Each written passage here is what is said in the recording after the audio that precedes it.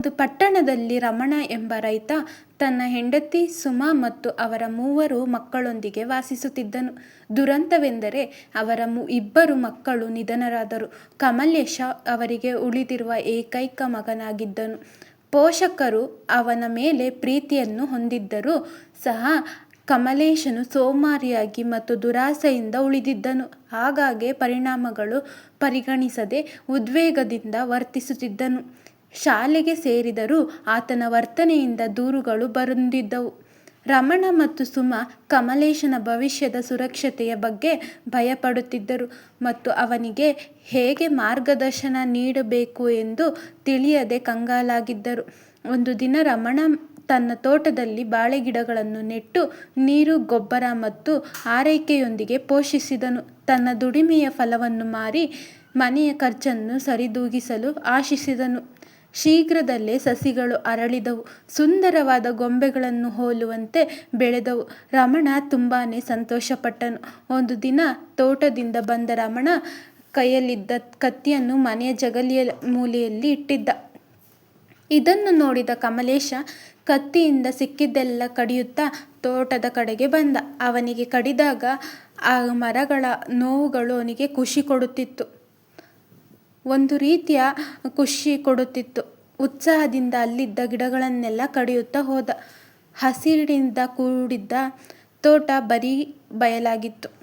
ಕಮಲೇಶನು ತಾನೇನೋ ದೊಡ್ಡ ಸಾಧನೆ ಮಾಡಿ ಬಂದನಂತೆ ತಂದೆಯ ಬಳಿ ಬಂದು ತಾನು ಗಿಡವನ್ನು ಕಡಿದ ವಿಚಾರವನ್ನು ಖುಷಿಯಿಂದ ಹೇಳಿಕೊಂಡ. ರಮಣನಿಗೆ ತುಂಬ ಅನುಮಾನ ಬಂತು. ಆತ ತೋಟಕ್ಕೆ ಹೋಗಿ ನೋಡಿದರೆ ಬಂಗಾರದಂತಹ ಬಾಳೆ ಸಸಿಗಳೆಲ್ಲ ನೆಲಸಮವಾಗಿದ್ದವು. ತಾನು ಅಷ್ಟೆಲ್ಲ ಕಷ್ಟಪಟ್ಟು ನೆಟ್ಟಿದ್ದೆಲ್ಲ ಒಂದೇ ನಿಮಿಷದಲ್ಲಿ ಹಾಳು ಮಾಡಿದ ಮಗನ ಮೇಲೆ ತುಂಬ ಸಿಟ್ಟು ಬಂತು.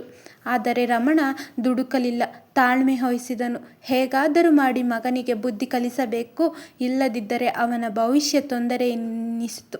ಆತ ಮಗನನ್ನು ಕರೆದುಕೊಂಡು ಹೋಗಿ ಒಂದಷ್ಟು ಬಾಳೆ ಸಸಿಗಳನ್ನು ತಂದು ತೋಟಕ್ಕೆ ಹೋಗಿ ಮಗನ ಹತ್ತಿರವೇ ಗುಣಿ ಹೊಡಿಸಿ ಸಸಿಗಳನ್ನು ನೆಡೆಸಿದ. ಕಮಲೇಶನಿಗೆ ಈಗ ಅರ್ಥವಾಯಿತು. ಅವನಿಗೂ ಕೆಲಸ ಮಾಡಿ ಮಾಡಿ ಬೆವರು ಸೋರುತ್ತಿತ್ತು.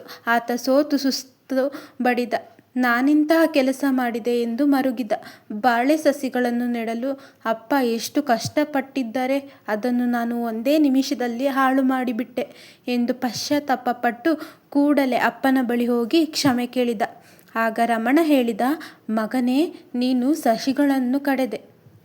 ಕೂಡಲೇ ನಿನಗೆ ಬೈದಿದ್ದರೆ ಒಮ್ಮೆ ಬೇಸರ ಮಾಡಿಕೊಂಡು ಸುಮ್ಮನೆ ಇದ್ದು ಬಿಡುತ್ತಿದ್ದೆ. ಮತ್ತೆ ಅಂತಹ ಕೆಲಸವನ್ನೇ ಮಾಡುತ್ತಿದ್ದೆ. ನಿನಗೆ ದುಡಿಮೆಯ ಮಹತ್ವ ತಿಳಿಯುತ್ತಿರಲಿಲ್ಲ. ನಿನ್ನ ತಪ್ಪು ನಿನಗೆ ಅರಿವಾಗುತ್ತಿರಲಿಲ್ಲ.